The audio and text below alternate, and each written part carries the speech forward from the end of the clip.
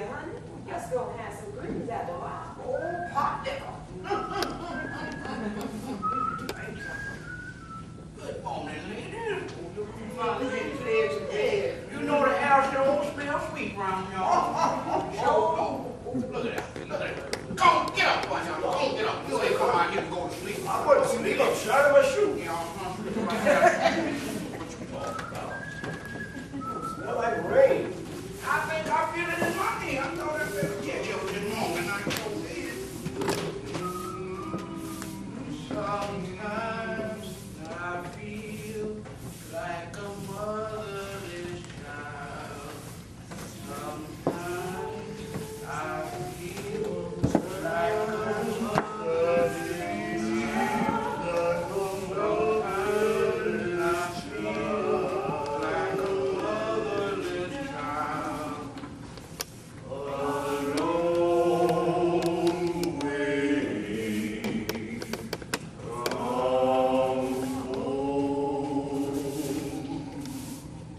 And ain't nobody gonna hinder me.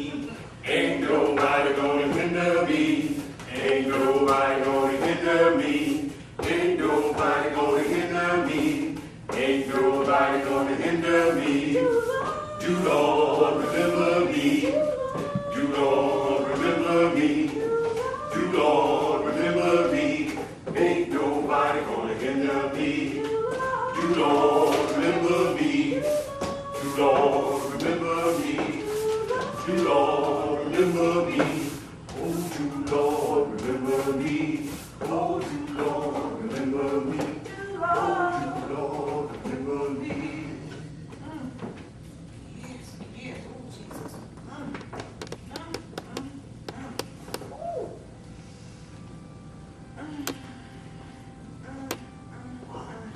Thank you. Thank you.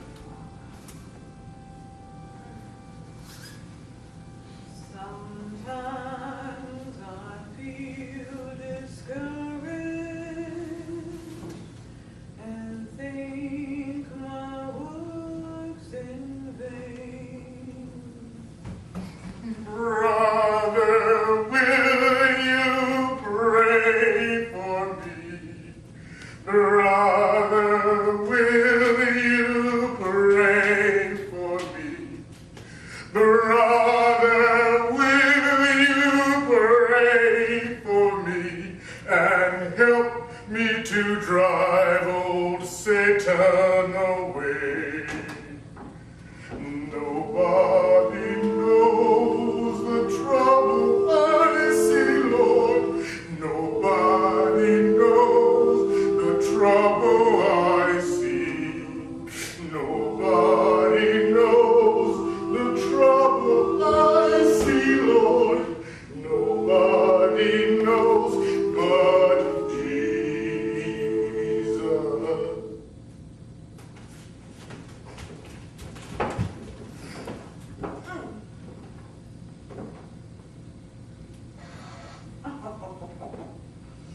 No, I ain't got no education.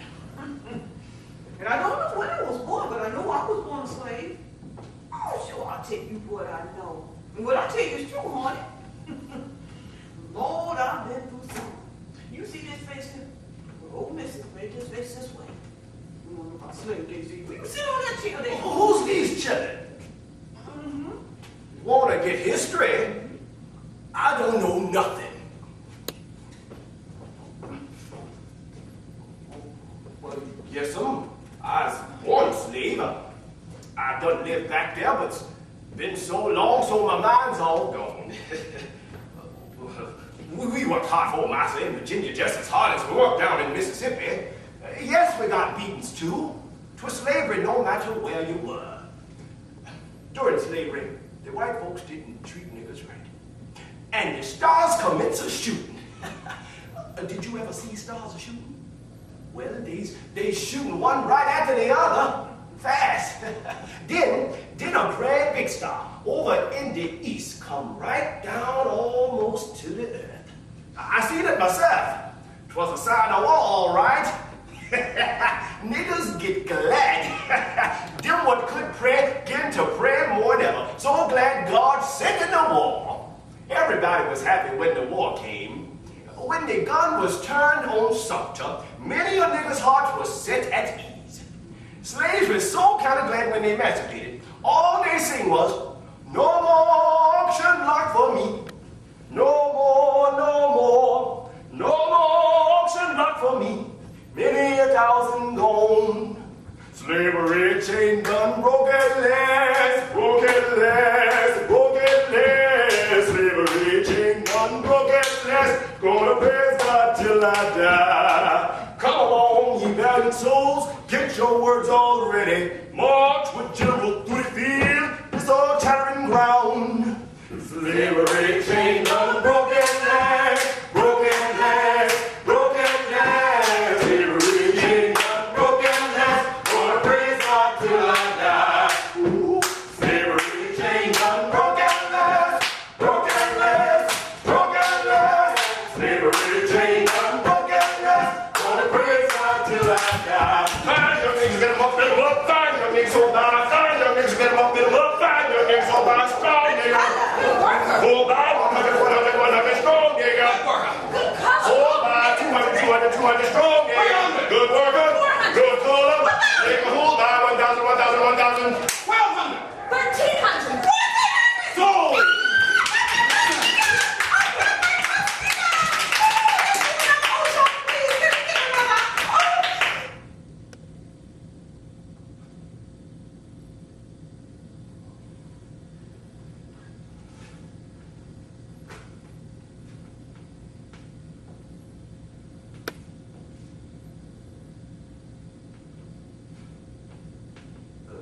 No. I was never at a slave sale. Though plenty of us went on all around me. You see, I was a pretty good sized boy. I hear them talk about a sale at this place and that. Well, Lord, child, what make you folks wait so long before you get this stuff that way back yonder? All us fellas most done gone to the other world. Well, God done spared a few of us to tell the tale. You speculating on us. Them was terrible days. I had 2 brothers got sold away and ain't seen them no more till this day. During slavery, it seemed like your shilling belonged to everybody but you. 2 of them I seen again after we was free. But the oldest one, I ain't never seen since. Lord, child, there was so much grieving and crying over the family party, just like the grief when your brother and sister died. Lord, child, if you get me started, I can tell you a mess about red times, but I ain't telling white folks nothing, because I'm scared to make enemies. But God's gonna punish their children. See, some white folks were terrible, terrible mean, and some was what you might call medium, but they all what you like putting out fire. Oh, yes. Master couldn't rule you, they'd sell you. And if when you got sold you couldn't work, they'd take you on the boat they had and dump you in the water. No, baby. I ain't telling you about sympathy. I ain't telling you. I don't know just exactly how old I am, but I was a slave for quite a while. The white folks were supposed to keep the ages of slaves in order to know when they're supposed to start paying taxes on them. Guess you can see now why they weren't so anxious about keeping close track of the ages of niggas. The war began at sunrise And it lasts till sundown. Now, when I was 5 years old, I went to work in the crops with 2 cows to keep the crows from eating the crops. Work. Man, did I have to work. Sometimes grubbing, sometimes cutting wood, and sometimes helping Uncle Bob, the head hand, breaking in ox. Now, it was my job to walk in front of the ox. When Uncle Bob yelled, Gee, "Forward," hard. I had to turn and move off in the right direction. If the oxen moved in the wrong direction, Uncle Bob took that long black snake whip of his and cracked me instead of the oxen. I never did understand why. Yes, ma'am. I worked hard at 5 years old than some grown folks does today. At 10 o'clock on work days, they would bring the bed. And that was the sign for the children to come from the field. They go back to the kitchen to help Aunt Hannah fix the food. She'd take the cakes out and we set them aside and put up to warm on a big tray. Then the cook would fill another tray with cabbage and a bucket full of hot liquor. Then we take all this to the fields, and the slaves would sit on the shady tree. Most time they got a half an hour, but ain't nobody gonna rush none. And sometimes your overseer get impatient and yell for the hands to come back to work before they get done eating. There wasn't no stores, so we growed everything with Aunt And we made everything we went. Now, there was 5 women that did the washing and ironing. They had to make the soap. Now, that was done by letting water drip over oak ash. See, this make oak ash lye, and this was used in making the soap. Well, after the clothes are soaked, then there's lye, soap, and water. Then they put the clothes on tables and beat them till they was washed. A massa gave us huts to live in. The bed was made of long boards that was nailed to the wall. The mattress was stuffed with straw and pine tags. The only light we had was from the fireplace. Oh, we didn't use no matches. Instead, we'd stick a rock on a piece of steel. We'd let the sparks fall on some cotton. And Mammy used to bake ash cakes. Sure did. They was made with meal with a little salt and mixed with water. And then Mammy would rake the ashes in the fireplace, and then she would make up the meal in round cakes and put them on the hot bricks to bake. Now when they had cooked around the edges, she put ashes on top of them. And when they was nice and brown, then she took them out, washed them off with water. Oh, we had a heap of gourds where we used in back times to drink cool water out of. Looks like when you go get cool water from the old spring in the woods, dipping it up with the gourd, putting it in your wooden bucket makes that water taste as much as sweeter. Go on, gal. Water in this here time don't have a taste like it did when you ain't had nothing but them gourds. Does you know what kush is? Oh, no. The day when the mistress had 5 of the toast for dinner. You could take that liquor and cornbread that's left, and your mammy would crumble this bread in that good and greasy liquor and put a lot of black pepper in it and let her steam a while, and that big old skillet, honey, that stuff was good. Yeah, make you look your tongue out. Hold on, Sheila was crazy about cooking. Oh, yes. Now, me and young Master Tom was a caution. Oh, he was my real master, too. But he couldn't know me till he was 21. Us used to play together all the time. He used to come down to the quarters early in the morning. Come, little women. Fanny, get up. We gonna get bark. I remember one day, he come down to get me to start out to the woods for the bark for the ironing. So, bark? Oh, you put under the iron on the coal so to keep the iron clean. Now, me and Master Tom used to make a game of it. But we'd go running from tree to tree, trying to find the biggest pieces of bark. You see, the big pieces was thick and they lasted a long time, so you didn't have to get much. Well, I remember this day, that devilish rascal that brought the axe along with him. He wasn't supposed to, you know. You're supposed to take the penknife and cut the bark with. Well, I spied this big tree, and I run up to it, and I put my arms around it, and I say, I got the biggest! And he come running over with that axe across his shoulder, and he said, Fanny, take your hand away before it cuts off. go way outside first, you get your own bark. Well, he made like he gonna chop it. I thought he was just fooling. But the axe slipped and fell, and it came right down across my little finger. See? Chopped the end right off. Was just hanging on by a little thread of skin, and blood was flying every which way. And Master Tom, he got scared, he started crying. I didn't mean to say that. Didn't mean it. Don't tell Mrs. I'll give y'all my sweet bread in the morning. So I say, okay, Master Tom, I won't tell. So I looked at that little finger, and it started hurting. Well, I catch hold of that little piece that's hanging off, and I just pulled it off, and I throwed it in the bushes. Then I tore off a piece of my petticoat, and I wrapped it all around it, and I started for home. And then Master Tom come along behind me, told me I was walking, calling. Remember, Fanny, you promised you won't go to tell. And I won't neither. But just as I got back to the yard, that little piece of bread come loose, and blood went to flying every which way, and Mrs. looked out the window and she saw it, and she come running out yelling, "Child, what did you do?" But I wouldn't tell her. So she washed it off and she put mustard on it. And she tied it tight. And all the time she kept asking how it happened, but I never would tell her. But you know, because she got Hope Master Tom and she gave him a good whooping. I didn't know that was because I heard him crying. You know, white folks never did whoop white children for the niggas no matter what they do. And I never did tell. So the next morning, he gave me his sweet bread.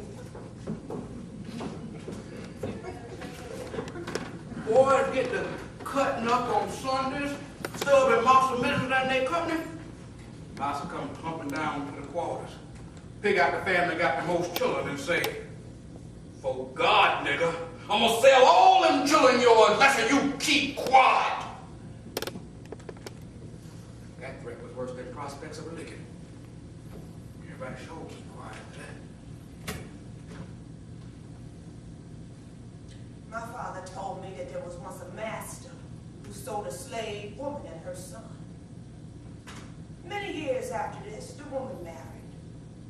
And one day when she was washing her husband's back, she seen a scar on his back. The woman remembered the scar. It was the scar the master had put on her son. Jesus. Of course they didn't stay married. But the woman would ever let her son leave her.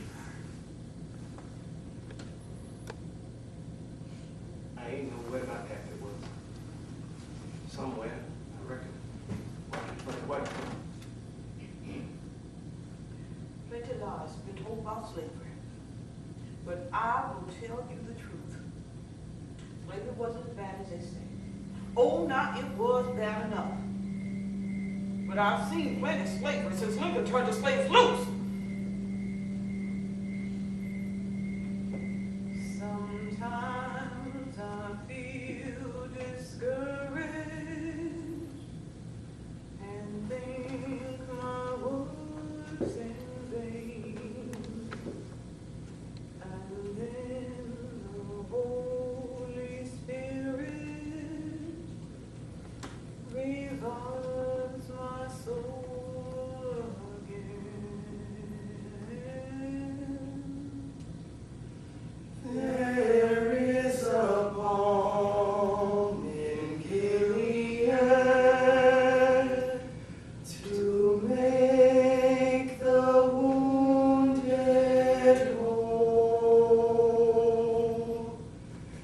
There is a balm in Gilead to heal the sin-sick soul.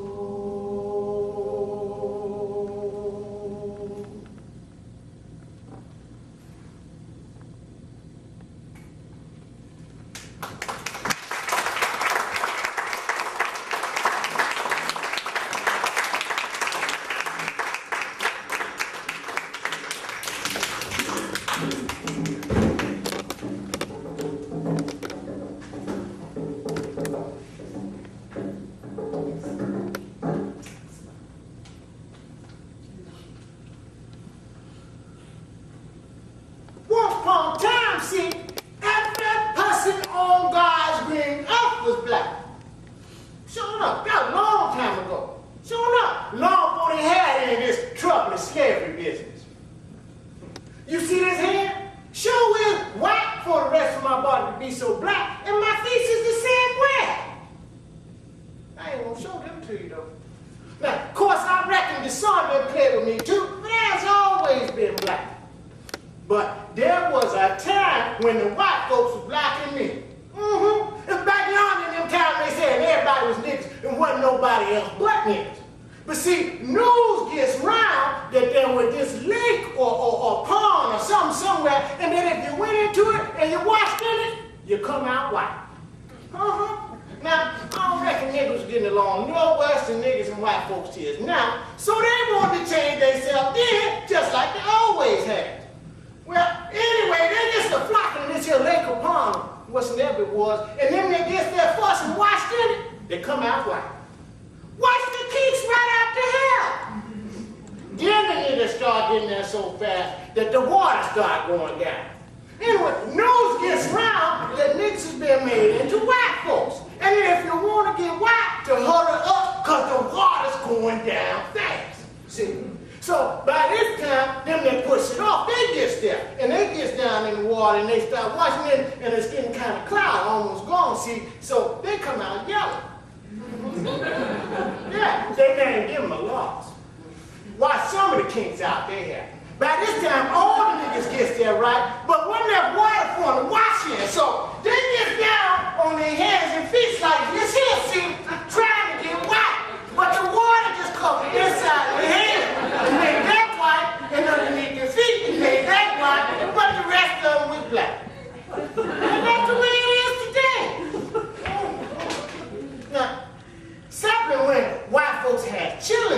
colors. Now, they try to turn out any color from noon to midnight.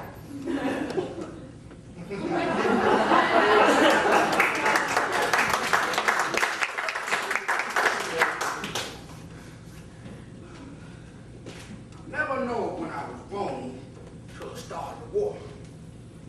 And when old Master was getting ready to start to the war, the night before, him and me have a long talk. Frank, you know how old you is. No, Master John, I said, because I ain't never had no idea something that I had grown up. Well, Frank, on the 5th of March, you were 26 years old. Now, what year were you born?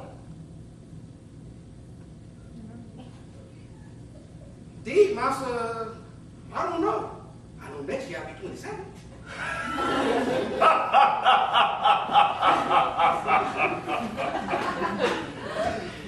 Well, boy, I'm going to teach you how to count when I come back from the war.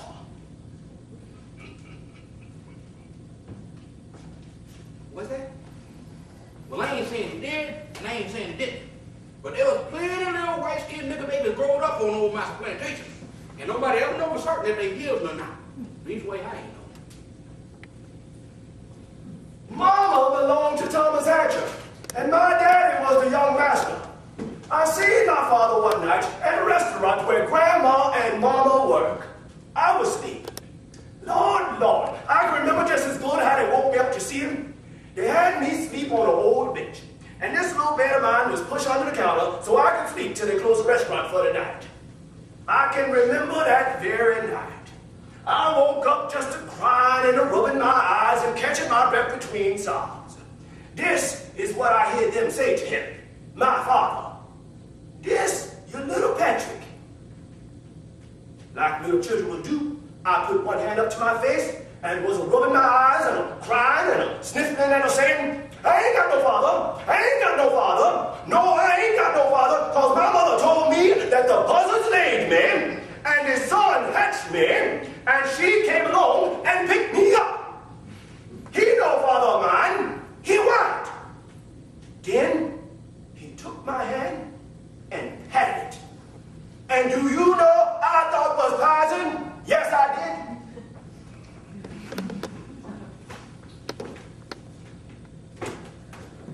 Oh, Master John.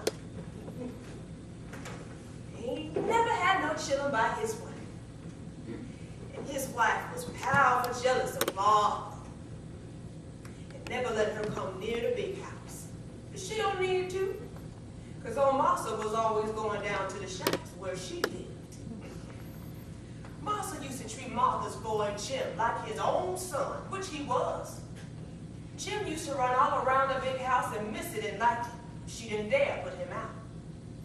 One day the parson come to call. Now he knew Master John, but he didn't know Miss Mamie. He come to the house and Jim come running down to meet him. And he picked the little boy up in his arms and rubbed his head. And when Missy come in, told her how much the boy looked just like his father and mother. Of course, son, in favor of the father most, the preacher said, trying to be polite. But in the eyes, the looking glass of the soul, I can see that he's his mother's boy. Miss Mamie shooed the child away and brought the preacher on inside. She never did let on that that boy wasn't hers. Was powerful mad about it though. And she never would let that boy in the house no more.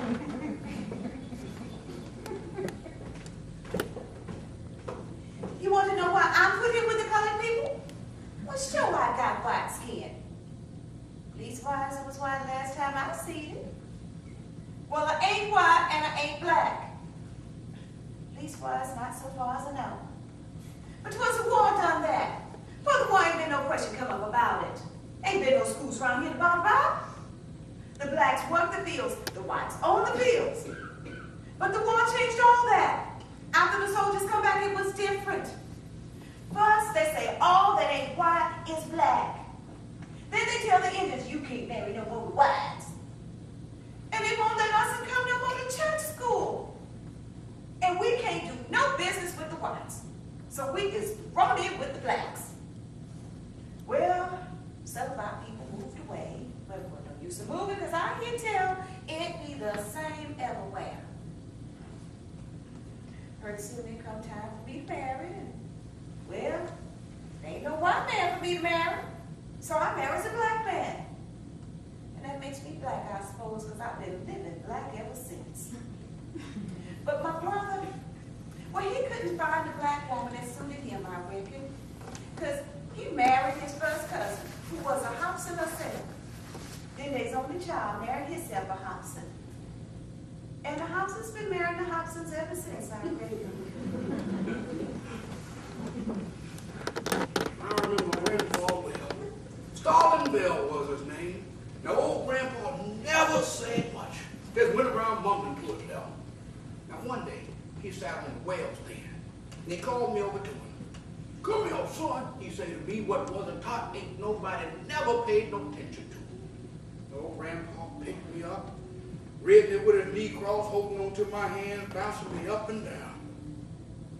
He said, "Son, I hope you never have to go through the things your old grandpa done been through."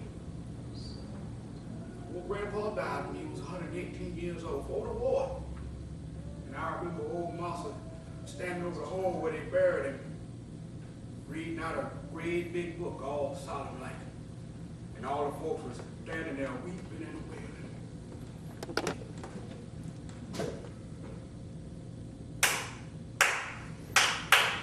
Couldn't hear.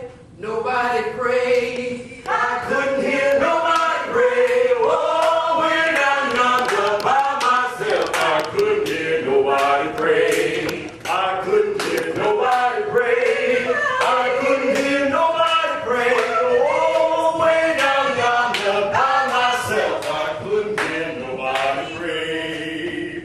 On Sundays, they would let us go to church up at Sassafras Stage near Bethel. It was the first church for niggers in these parts. Wasn't a white church. Niggers built it, and they had a nigger preacher. Of course, they wouldn't let you have no services unless the white man was present. Most times, the white preacher would preach, then he would sit there and listen while the colored preacher preached. That was the law at the time. Couldn't no nigger preacher preach unless the white man was present, and they paid the white man what attended the colored services. Niggers had to sit there and listen to that white man's sermon. But they didn't want to, cause they know it by heart. Always took his text from Ephesians. The part what said, "Obey your masters, be a good servant." Can I tell you how many times I done heard that text preached on? They always tell us late, if he be good and work hard for his master, that he would go to heaven, and there he gonna live a life of ease. They ain't never tell him he gonna be free in heaven. You see, they didn't want the slaves to start thinking about freedom, even in heaven. Uncle Silas was near about 100, I reckon. Too feeble to do no work, but always got strength enough to holler to church when the slave service gonna be. Old preacher was, Reverend Johnson. Forget the rest of his name. The preacher was preaching, and the slaves were sitting there, sleeping, and fanning themselves with oak branches, when Uncle Silas got up in the front row of the slave's pew and halted Reverend Johnson. If my slaves gonna be free when we get to heaven. The preacher looked at Uncle Silas like he wanted to kill him. Because everybody's supposed to say nothing except an amen when he's preaching. Waited a minute he did, looking hard at Uncle Silas standing there. But he didn't give no answer. If God gonna bring us slaves when we get to heaven. Old white preacher pulled out his handkerchief, wiped the sweat from his face. Jesus said, "Come unto me, ye who are free from sin, and I will give you salvation." Gonna give us freedom along with that damn salvation. The Lord gives and the Lord takes away, and he that is without sin is going to have life everlasting. Preached the preacher. And then he went head preaching, fast like, without paying no attention to Uncle Silas standing there. But Uncle Silas wouldn't sit down. Stood there the rest of the service he did. And that was the last time he come to church. Uncle Silas died before another preaching time come round. Guess he found out whether he gonna be free sooner than he calculated to. Oh, I did you? Oh, no, honey. We're no preacher around. Just had to get the law yourself. Now, see, I made up my mind I was going to run the overseer off the stump. Now, 'twas one day, Jenny and me was plowing side by side with old slow ox plowing and calm. And she come to me and she say, look at here, when you gonna get religion? And I say, I ain't in no hurry. Figured I missed the substance and cast a shadow. Wanna be sure? I believe was that same day when time come for me to take that 5 minutes of rest at the end of the road. Seemed like when I left the plow, oh, Jesus, I got the spirit. And I ran across the field, just a shouting, jumped over the tall rail fence and the rails, coming tumbling on me, all of them, but 3. And I was laying out there in the weeds, dead in sin, and I stayed there. My soul and my body was shining like a morning star. Well, soon the white man come a-hunting for me. He see me out there in the weeds and he called around the other niggas. Get that darn girl out the weeds. She dead. And the niggas gather around me and they take the rails off of me. And honey, I don't know how long I stayed there. But when I come to, I jump out and start running and a shout. Woo! Thank you, Jesus. I got sure I was in heaven. You see, I see the way in the vision. That day I found out your home in heaven got to come from God. And he said, seek me and be born again, and I will give you salvation. So high you can't get over him, so low you can't get under him, so wide you can't get around him, you must throw it at the door. So high you can't get over him, so low you can't get under him, wide you must throw it at the door. Right on, King Jesus, no man can hinder me. Right on, King Jesus, no man can hinder me. Jesus is a mighty man, no man can hinder me. And marching to the promised land, no man can hinder me. Right on, King Jesus, no man can hinder me. Right on, King Jesus, no man can hinder me.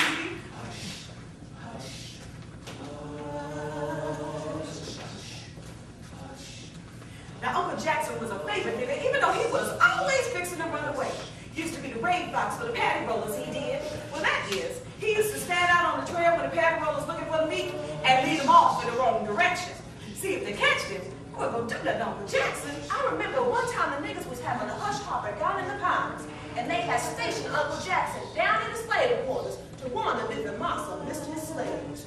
See, I was just a little boy, and they wouldn't let us go to the meetings. But we knew what was going on, because all the men would go, and all the women were sitting around wide awake, looking out for the paddy rollers. Fear they man gonna get a hiding.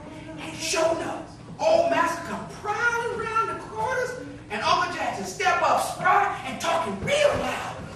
Leave me, master! Oh, Uncle Jackson, not getting too near. Jack, you black nigger, what you doing out this time of night? Just walking around, master. Just walking around. Answered Uncle Jackson, still keeping his distance. Come here to me, you black fool. Where are my niggas? Come here, I said. Indeed, master. I ain't seen you niggas. Ain't they all gone, babe? He asked all innocent lies. You know they down in the woods, damn it. Damn it, I'm gonna whoop every one of they black eyes. Where are they meeting? I don't know, master. I'm just out here walking around, looking at the moon. Come here to me, you hear me? Come here, I said. I ain't got nothing. I ain't got nothing. And we was all looking up at him. One of them old masters was really mad enough to whoop Uncle Jackson, because he ain't never whooped him before. Then when Master started after Uncle Jackson started backing away, not letting him get any closer. Then when Master started to run, Uncle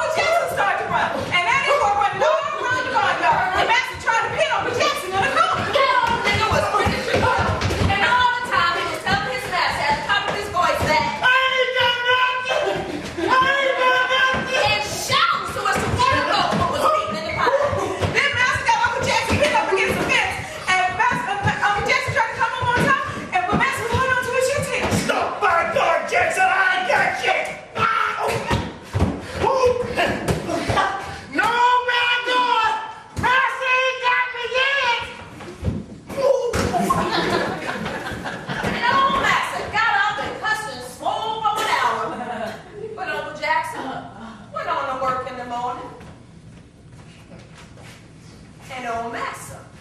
Act like he done forgot about it.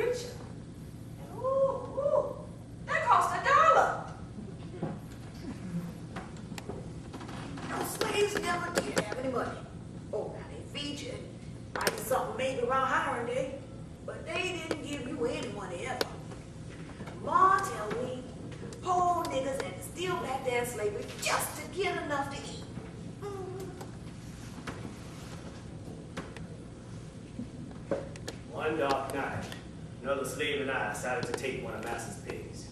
We were hungry and had no food. Now, you understand, for such an undertaking, first, we had to sound a supposed friend, if he or she could keep their tongues in their teeth. Upon finding this safe, we ventured with this pig plan. We took this pig, carried it down to the swamplands, killed it. We got rid of the water where we done used to scald him by putting it in the river.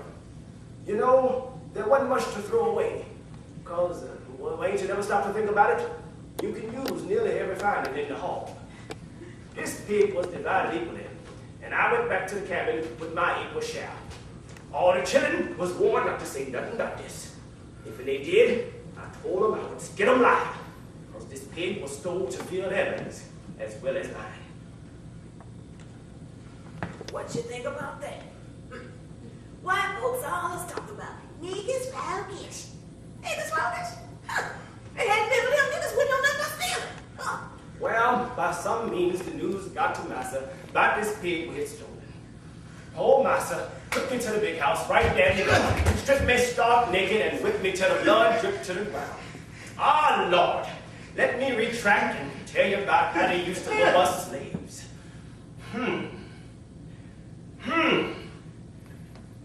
It makes me shudder when I draw that picture for you. That old devil would sometimes take us slaves to the woods and make us cut brush switches, birches, and old hickory sticks. You know, it ain't nothing no tougher than old hickories. When he couldn't find enough of them hickory switches, he'd get the next toughest switch. That was birch. After we got these brush switches, before he get ready to whoop us, he made us make fire and run them in the hot ashes so as to get them pissing red hot for that beating. Oh yes, make you take off all your clothes just like you wanted to wear. They didn't call it a whipping unless you pull them rags off. This ain't no lie, baby. This I'm telling you is true. Sure as there's a God in heaven. All you hear now is about the niggas stealing from these here poor devils. The whole cause of stealing and crime is cause they forced the niggas to do it in them bad days. Now it's foreign. White folks taught niggas how to steal.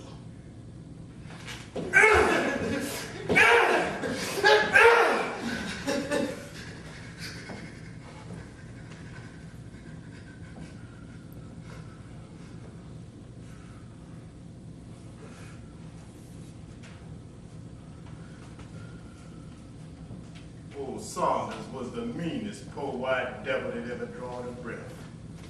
Had beat us and beat us till we made up our minds not to stand it no longer.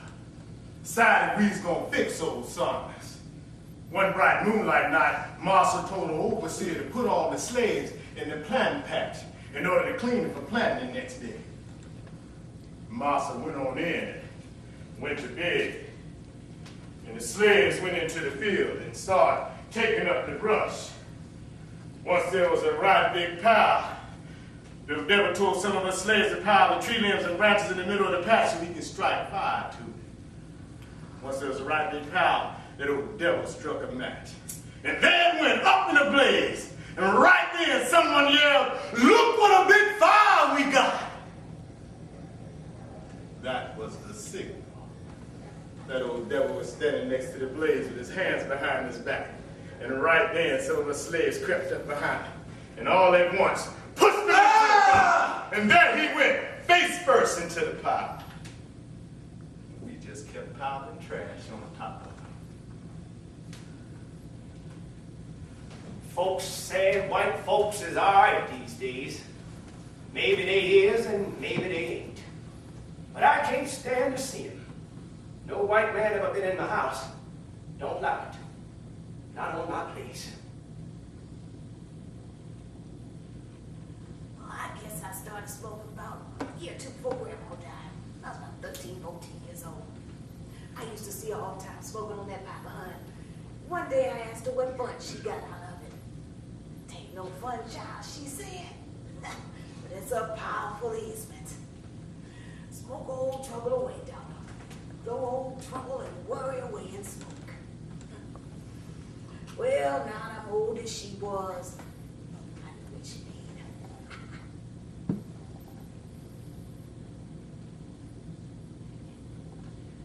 I don't want nobody stumbling over me.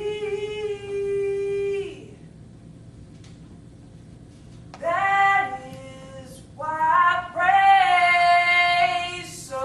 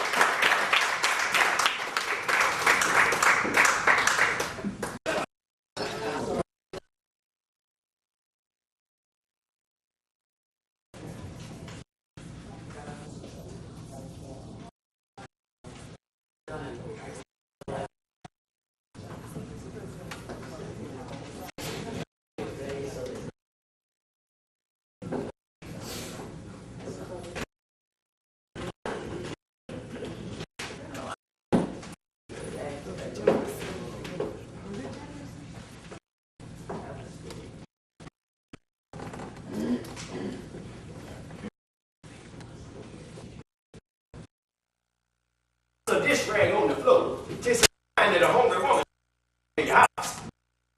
Don't out. The man is coming. Now, if that is out of place, you go back for any out again. First, sit down for good luck, or your errand will not prosper. Well, if a black cat path going to the right, then it's not good luck. If the cat goes to the left, it's bad luck. If the right hours, you're gonna be glad. If the right eye quivers, you're gonna be sad. Get a bottle, get a piece of your hair and put it in the bottle. Get a piece of red flannel, little salt, scrappy dress, a spatula, your fingernail, 9 iron nails, and fill it up with water. Now the water should make it right into the cake. Sneak around and bury it under your master's doorstep. So every time you go in and out, he's sure to walk over it. Just make him sick, weak, and the doctors can't do nothing about it. Now, if you sprinkle a little salt around the house, nothing can bother you. The spirits can't get at you. But if a dog turn on his back and howls, 'tis a sign of death. Now, if you take it down to the moon when the moon rises, hold it up to the moon and thank God. Kiss it and put it in your You'll get a piece of money before night. I done it, and I know what it will do. If your nose itch, somebody coming to your house.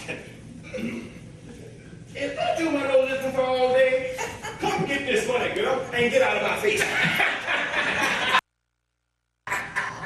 You know, there was this old nigga that even the overseer filled on our plantation. And see, he had this red flannel jacket that he could lick talk. Now see, he would hang this jacket on the nail, say a little something, wheeze it, and that jacket would groan and carry on so. Anybody else touch it, jacket didn't move. The solution was this. The nigga had a huge bullfrog sewed into that jacket.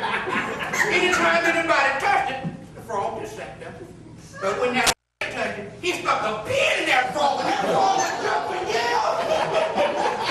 And that old Indian overseer just couldn't teach him. And he gave that slave very few orders. Sookie was my name. Sookie used to cook for Miss Sarah Ann. But old Master was always trying to make Sookie his dad. One day, Suki was in the kitchen making soup.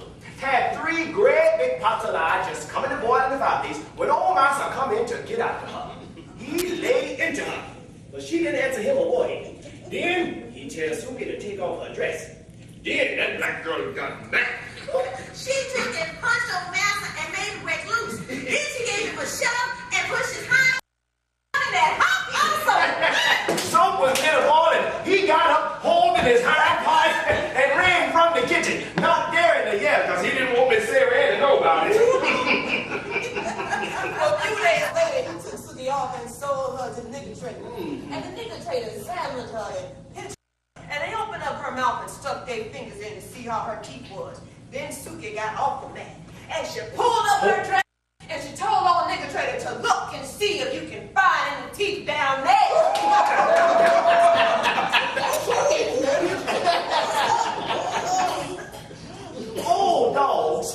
Old dogs track you down to the creek.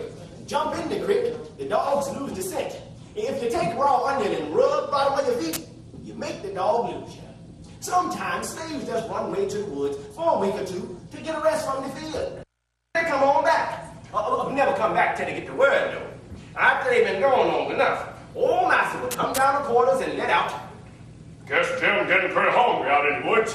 Rained the other night. He must have got good and wet. Then someone say, guess that nigga scared to come back, master. Scared you gonna whoop him. Who said I gonna whoop him? Answered master. But I will whoop him if he don't hurry back here. That's the word, you see. Master mean by that, if Jim come back for work the next Monday morning, he wasn't gonna beat him. And that's all Jim was waiting for. Run away? Lord, yes, they had many runaways. Well, man, never took him to runaways. Then when he hit the woods, and then went running free land. Them woods was full of them, child. I know this one man that took and ran off because his master was so cruel.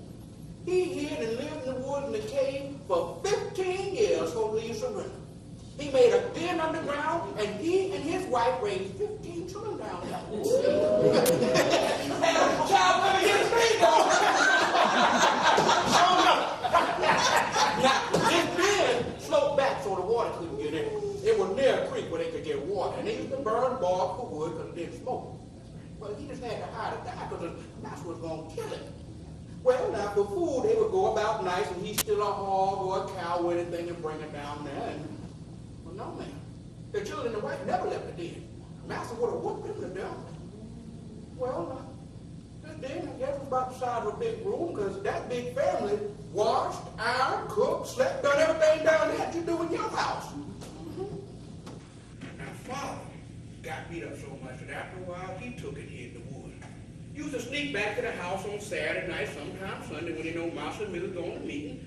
Mama would send John, my eldest brother, out to the woods for food for Father. What did he need from mother? The Lord provided. No. John, my father wasn't the only one hiding in the woods. There was his cousin Gabriel who was hiding, and this man named Charlie. See, niggas was too smart for white folks to get catch. Now, well, white folks was sharp. They were not sharp enough to get past old Nat. Nat, I don't know who he was, but the old folks used to say it all the time. Meaning I get it there, niggas had always outsmart the white folks.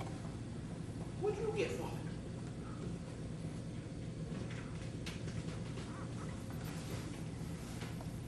You've asked me to give a history of the motives which induced me to undertake the late insurrection, as you call it. To do so, I must go back to the days of my infancy, and even before I was born.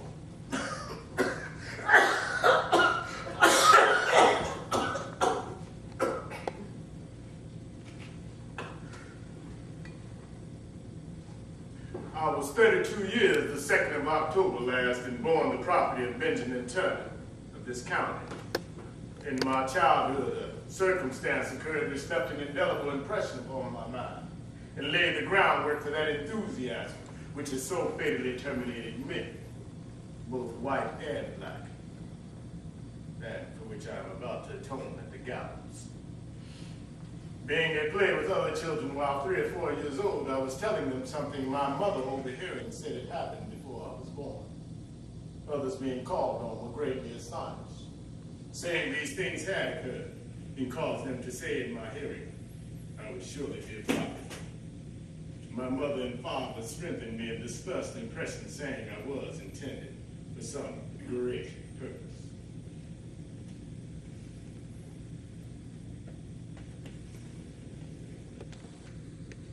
Now, in them back days, child, the slaves would know the most about the Bible, would tell and explain what in a vision.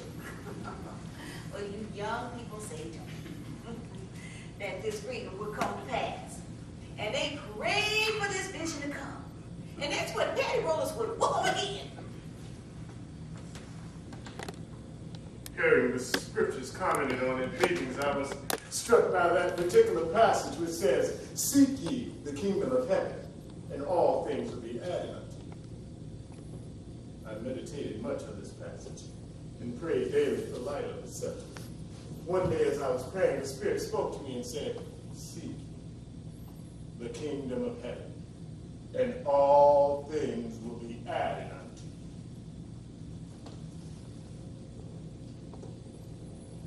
When I was little, I remember Master came home and told my missus that he was going to hang Eli Johnson. Now, Eli Johnson was an old colored preacher, but he was free. The slaveholders accused him of being a blockade runner. Now, that is what they call anybody who carried any news about the slaveholders to the Yankees. Honey, do you know what they done to him? They made him dig his own grave and preach his own funeral. Then they hung him to a tree exactly over the pit he done dig. And when he was dead, they let his body fall right in the grave. That's what they done to him. Now, can you believe it? Then I had a vision. I saw white spirits and black spirits engaged in battle, and the sun was darkened, and the thunder rolled in the heavens, and blood flowed in the streams. And then a voice spoke to me and said, "Such is your luck. Such you are called to see. And let it come rough or smooth, you must surely bear it." Then one day while laboring in the field, I discovered drops of blood upon the grain as though it were dew from heaven. And on the trees in the woods, hieroglyphic characters and numbers, when men with different attitudes portrayed in blood, representing those figures I'd seen in the heavens. Aunt Chrissy, another slave, was a caution. She was old and she had 7 children. Well, with old Master sold Polly and Lucy, Aunt Chrissy went right up to him and told him he was a mean, dirty slave trader. Old Master got sold. He never said nothing to Aunt Chrissy. Then Kenny was the next to the youngest of her 7 children. They got sick and died. Aunt Chrissy ain't sold much. She went up to Master and she shouted in his face, "Praise God, praise God! My little child is gone to Jesus. There's one child of mine you ain't never gonna see." And on the 12th of May, 1828, the Spirit instantly appeared to me and said, the serpent was loosened, and that Christ had laid down the yoke he had borne for the sins of men, and that I should take it on and fight against the serpent, for the time was quickly approaching when the first shall be last, and the last shall be first. It started on a Sunday night. First place he got to was his missus' house. Said God deigned him to start the first war with 40 men. When he got to his missus' house, he commenced to grab his missus' baby. He picked it up and slung it back and forth 3 times. Said it was hard for him to kill this baby because it had been so playful sitting on his knee, and that child showed it loved him. So third sling, he went quick about it, killing baby after slave. The next day, Blues and Reds, that was the names of soldiers, met at a place called Cross Keys, right down here at Houston's Depot. Now that's where they had bonfires made. And everyone that was Nat's man was caught. And they were taken bodily by 2 men who would catch you and hold your bare feet to this blazing fire till you tell all you know about this killing. Well, there was this old nigga who wouldn't talk. And this old white devil had him holding in the blaze. And he said, Cordell, what do you know? I don't know nothing. Well, I'll stick you closer. Damn you, I'll make you talk.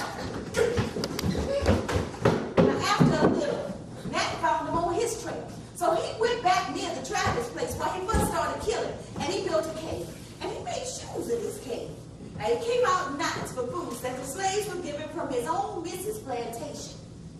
Well, after this hiding place was found, they went for him, and they brought him to Peter Edwards' farm. Was at this place where I was born. Then Grandma ran out, struck Nat in the mouth, knocking the blood out, and asked, "Why did you take my son away? What did you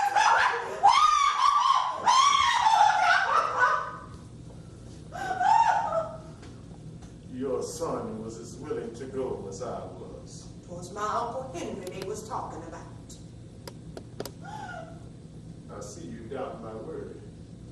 But do you not think these same strange ideas and occurrences may prompt others in the heavens to this undertaking, as it did myself? After this, they passed a law to give the niggas a fair trial. And that, my Uncle Henry, and the others that was caught, was hanged.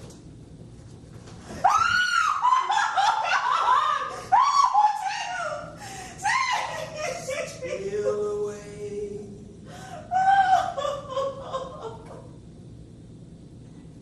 Steal away. Steal away.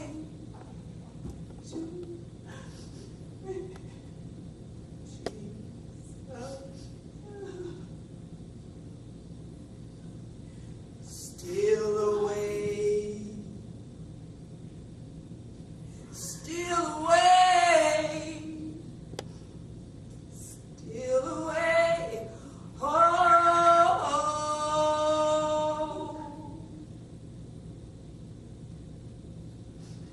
I ain't got long to stay.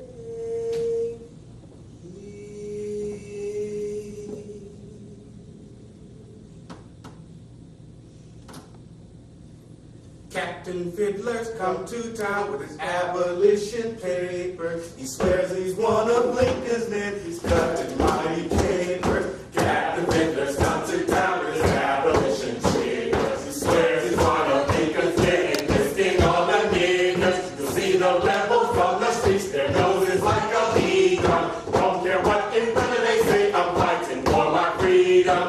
Biomasses come to town, cutting the southern nigger. What's the matter with the man? Lincoln's got his niggers. The day the stars fell, I was 8 years old. They began to fall about sundown and fell all night. They fell like rain. They looked like little balls about as big as marbles with a long streak of fire to them. They fell everywhere. But you couldn't hear them. We were scared and did not go out of the house, but we could see them everywhere. A few days later, it began to snow. And snowed 3 days and nights. Snow powder pulled some houses. All white folks started getting a little worried, because the war soon to start. But kept saying, niggers never be free as long as the world stands.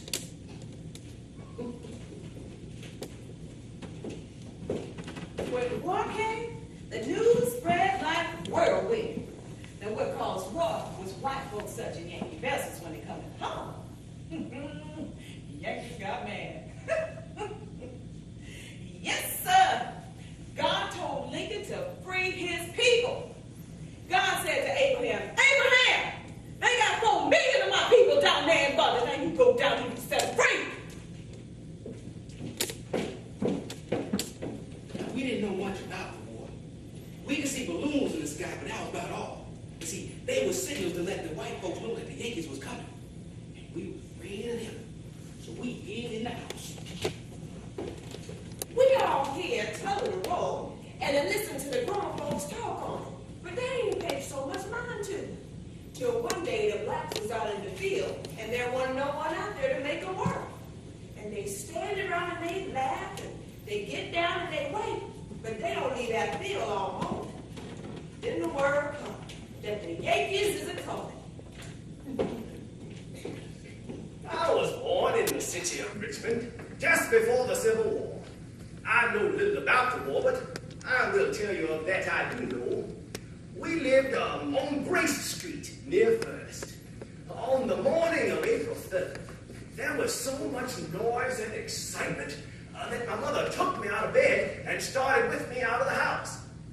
Just as we left the porch, 3 or 4 Yankee soldiers with guns stopped us and told my mother they wanted her to cook breakfast for them. I shall never forget the look that came across my mother's face. But she turned around, took me in her arms, and returned to the house. These were Negroes' roots. I was frightened and hid behind the kitchen door.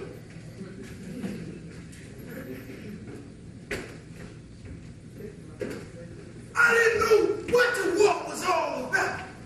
But when the rebels was out on the battlefield, few and pickets was down to guard the prisoners, and the servants got a chance to talk to the prisoners, and they explained to us about freedom and slavery. They said, If we win, all you colored folks will be free. But if the rebels win, you will always be slaves. now, these words got into our heads. When I was 21, me and my brothers run away to fight with the Yankees. Us left Fort Hampton, went to Petersburg. There got some food, then went on to Fort Hatton, where we met up with some more slaves that had done run away.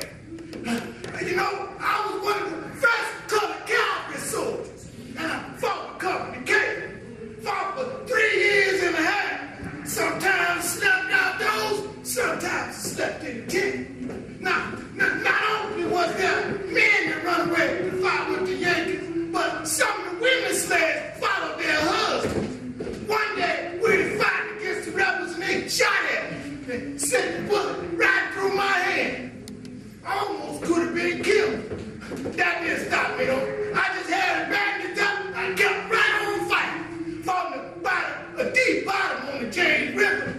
38th Regiment. We had colored soldiers and white officers. We licked the very good and made them treat up to a place called Chaps Farm. Never forget that battle. They come on a Thursday, September 29th, 1864. Friday, October 7th.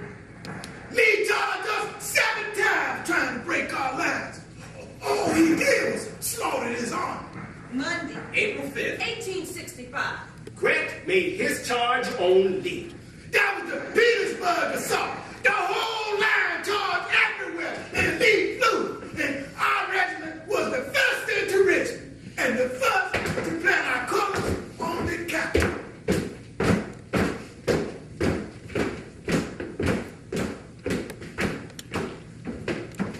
Now, I was just a little shaky, getting in the teens, but I remember clear as day all of that. Was one day down in the lower woods that they tell me about Richmond, Uncle Shep did. He was sitting onto a stump with his game leg munched up onto a bent sapling. And he was whipping away for a while without saying much. Then all at once, he jumped up in the air and the sapling sprang up and he went into cussing. God damn it, God damn it, God damn it. He kept saying to himself, looking around that leg game with rheumatism. I know he gonna tell me something then. Because when Uncle Shep get excited, he always got a lot to say. God damn it, he say, for the niggas that took Richmond. Well, how they do that, Uncle Shep? I say, though I know he gonna tell me anyway. Damn it, was the niggas that done took Richmond. I seen it myself. He was in the warehouse with the windows and the doors all barred up, packed with tobacco bells, just waiting for them niggas to come. And we was listening. And we were peeping out. And they'd been there almost all evening. And we hear this roar like a big blow, and it kept getting closer. But we couldn't see nothing on the count. The night was so dark. But that roaring kept getting louder and louder, and it long about daybreak. There come from down the pipe such a noise and a shout that never in my bone days I'd have heard. Then they come. Down the street they come. There was a shouting and a prancing and a singing and a yelling and making such a noise that I've in my bone days I'd have heard. A mob of niggas. That's right. I ain't never known niggas. Not even all them niggas could make such a record. Was the niggas that took Richmond. God, the gates get there. Niggas done had the city took.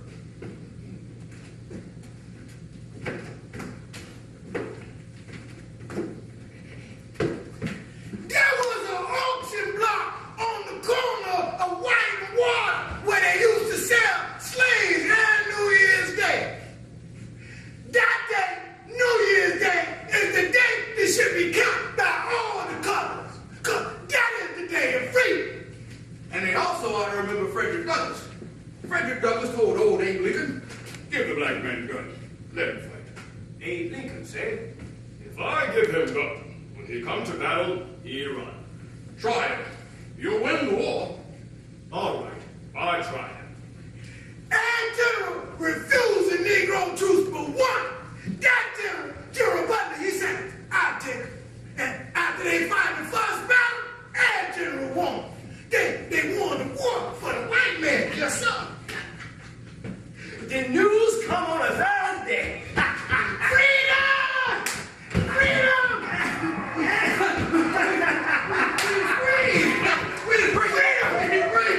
All the slaves were shouting and carrying on until everybody was tired out. Remember the first Sunday of freedom? We was all sitting around resting and trying to think what freedom meant. And everybody was quiet and peaceful. All at once, old Sister Carrie, who near about 100, started into talking. Take no more selling today. Take no more hiring today. Take no more pulling off shirts today. It's stomp down freedom today. Stomp it down. And when she says stomp it down, all the slaves commenced to shout with her.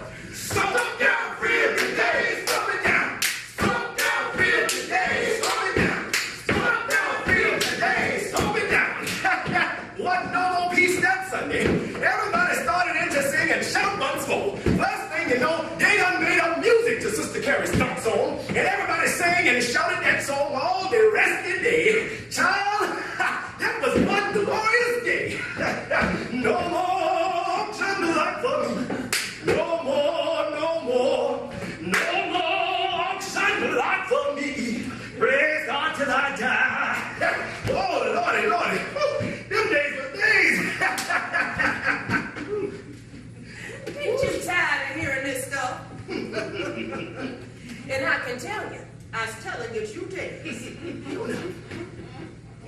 tail got any hair and honey? Well, it's hard to believe them things happened. But they did, because I lived in them times. Pew, pew, pew. Lordy, Lordy, Lordy. Baby, I just know I could. If I know how to write and had just a little learning, I could set off a book on this here situation. You know what I mean? By these way back questions y'all asking me to recollect as far as my mind as I can. But don't ask me no more, because I ain't know no more than that. And I ain't telling white folks but so much, even in these new days and times. Pew, pew, pew, child. I tell you, them was terrible times. You see this face? You see this mouth all twisted over so I can understand it. See this eye, it's all red, ain't it? Well, old Mrs. made this face this way. You won't know about slave days, do you? Well, I'll tell you what slave days was like. Massa was a well-meaning man. But old Mrs. was a common dog. Here's how it happened. She put a piece of candy on her washstand one day. Now, I was like 8 or 9 years old, and I see the candy laying there, and I was hungry. But I ain't dared go near, because I knew old Miss was just waiting for me to take it. Well, then one day, I was so hungry I can't resist. I went straight in there, and I snatched that stick of candy, and I stuffed it in my mouth, and I chewed as quick as I can, because I didn't want old Missus to catch me with it. Then, the next morning, old Missus said to me, Henrietta, did you take that stick of candy out of my room? No, ma'am. I ain't seen no candy. Child, you lied. You took that candy, Henrietta, and I'm gonna whip it. Come here. Oh, no, please. Please, I ain't seen no candy. I ain't took it. Oh, please, ma'am. Oh, please. Oh, God, help me. Oh, please.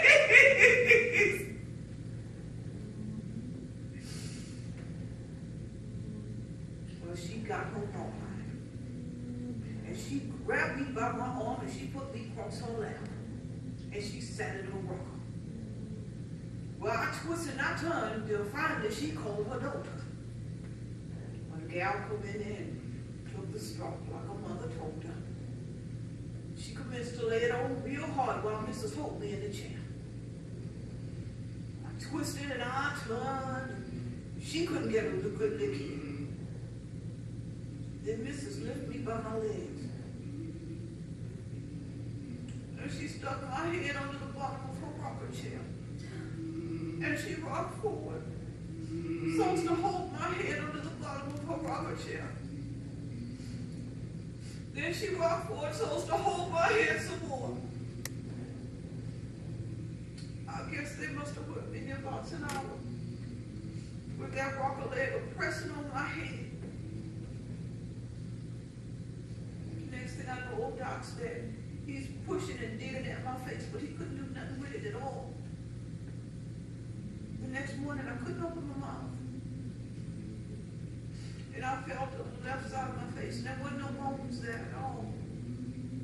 And my mouth kept moving over to the right, and I couldn't chew nothing. Only drink milk. But I guess old Mrs. got to feel kind of sorry. And she gets the doctor to come pretty regularly to pry my mouth. He gets it after a while, so it opens, and I can move my lips, but it kept sliding over to the right, and I couldn't do nothing about that. Ain't never grown no more teeth on that side. Ain't been able to chow nothing good since. Been eating liquids, stews and soups. That's been 86 years ago. That's what slavery days was like. Maybe so I've been going around looking like a false face all my life. But children laugh at babies used to cry at when they see it. And it was a devil that done it. A she-devil that's a burning and a twisting in hell. I used to see her sometimes just sitting there looking at me. Never said a word, just looking at me without knowing I knew it. I guess she got tired of having me around. When I got 13, she didn't ask to give me away to Master's cousin. I was with them when freedom come. They let me stay on with them, saying this before, but they give me a little money. I stayed with them until I got married. Soon after I got married, our little Mississippi died. Didn't make me drop no tears.